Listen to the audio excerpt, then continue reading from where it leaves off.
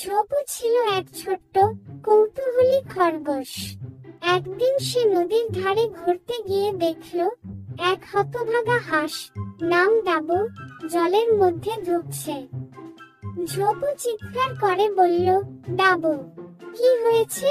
ডাবু কষ্ট করে বলল, ঝোপু, আমি নদীর ওপারের নতুন কচি ঘাস খেতে গিয়েছিলাম, কিন্তু একদল জলদস্যু কচ্ছপ আমার খাবার আর নৌকাটা ছিনিয়ে নিয়েছে। এখন আমি নদীর এপারে ফিরতে পারছি না। ঝোপু মুহূর্তেই বুদ্ধি করে ফেলল। সে কাছে থাকা কিছু মোটা লতা ও কাঠের গুঁড়ি জোগাড় করল। তারপর সেটাকে একটা ভেলায় রূপ দিল।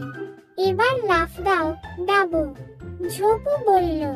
ডাবু লাফিয়ে উঠতেই ঝোপু ভেলাটা ঠেলে দিল নদীর জলে।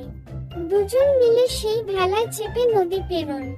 নদীর ওপারে গিয়ে দেখে কচ্ছপ জলদস্যুরা মজাদার কচি ঘাস চিবোচ্ছে আর ডাবুর নৌকাটা তাদের ঘাটিতে বেঁধে রেখেছে।